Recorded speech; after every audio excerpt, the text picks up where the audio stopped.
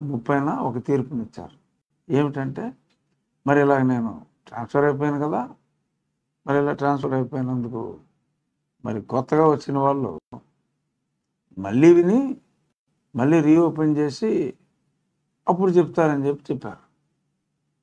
ఈయన వెళ్ళిపోతే వెళ్ళిపోవచ్చు. రాసుకున్న నోట్స్‌లుంటాయి. ఆయన చెప్తారా, చెప్పరా అనేది వచ్చి ఆయన డిస్కషను. ఈ కేసులన్నీ మళ్ళీ రీఓపెన్ అవుతాయి. కొత్తాయన మళ్ళీ వింటాడని చెప్పి మళ్ళీ మాకేమనిపించిందంటే సుప్రీంకోర్టులో వేసి డైరెక్షన్ తీసుకొచ్చి మాకేమనిపించిందంటే ఇంకో 4, 5 ఏళ్ళు ఆ కొత్తాయన వింటాడులేరా అని చెప్పి ఈయనే చెప్పినట్టుగా, అంటే నువ్వు వినకుండా మళ్ళీ ఇవ్వదురోయ్ అన్నట్టుగా అనిపించింది. సో, అందుకని చెప్పి మేము సుప్రీంకోర్టులో ఒక పిటిషన్ వేసాం. మీరేమో ఎలా చెప్పమన్నారు, తొందరగా చెప్పమన్నారు. ఆయనకేమో ట్రాన్స్‌ఫర్ వచ్చింది. ఆయనేమో ఆ ట్రాన్స్‌ఫర్ అయ్యి వెళ్ళిపోయి ఆయన కొత్తగా వచ్చిన ఆయన అంతా మళ్ళీ వినాలి అని చెప్పి కూడా చెప్పి మరీ వెళ్ళారు. అంచేత ఈయన తీర్పే కదా ఇవ్వాల్సింది. ఈయనేసాడు కాబట్టి ఈయన్ని ఆ తీర్పు ఇచ్చేసి వెళ్ళమని చెప్పండి.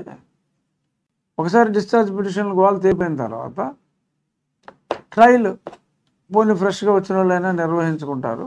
అదర్వైజ్ ట్రయల్ కూడా ఇన్నే నిర్వహించమనంటే అంత అడవుడిగా ట్రాన్స్ఫర్ చేయవలసిన అవసరం ఉంది.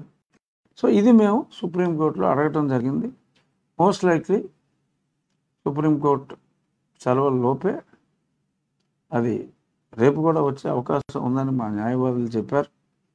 లేకపోయినా త్వరలో వస్తుంది. అదేం జరుగుతుందో చూడాలి. ఏదైనా జగన్మోహన్ రెడ్డి గారు అనుకున్నట్టే ఒకసారి జరిగింది. మరి ఇప్పుడు ఇది చూద్దాం. విదేశాలకు కూడా మరి సిబిఐ అబ్జెక్ట్ చేసినా కూడా మరి ఆయనకి అనుమతి వస్తుందా, అనుమతి నిరాకరిస్తారా? Let us wait and watch. ఇక వైజాగ్లోనే నేను ప్రమాణ స్వీకారం చేస్తా. విశాఖపట్నాన్ని ఈసారి మటుకు ఎన్ని శక్తులు అడ్డగించిన క్యాపిటల్ ఖాయం అని చెప్పి ఆయన చెప్పడం జరిగింది.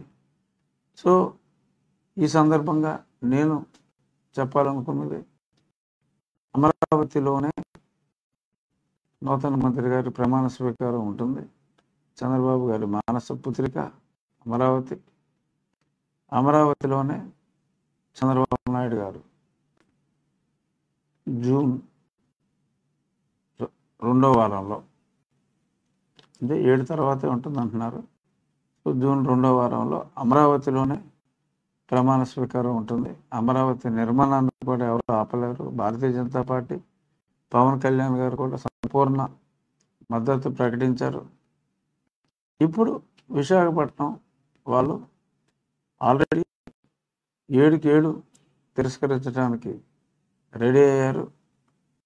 ఈ స్టేట్మెంట్తో మెజారిటీలు, ఆ నెగ్గే వాళ్ళకి మెజారిటీలు మరింత పెరుగుతాయి. మరి సర్వేల్లో కాస్త కోస్త విజయనగరంలో మరి నెక్ టు నెక్ ఉందన్నారు. మరి అక్కడ కూడా నెక్ టు నెక్ స్టేజ్ నుంచి, ఎందుకంటే జగన్మోహన్ రెడ్డి అక్కడికి వస్తే అది విధ్వంసం అని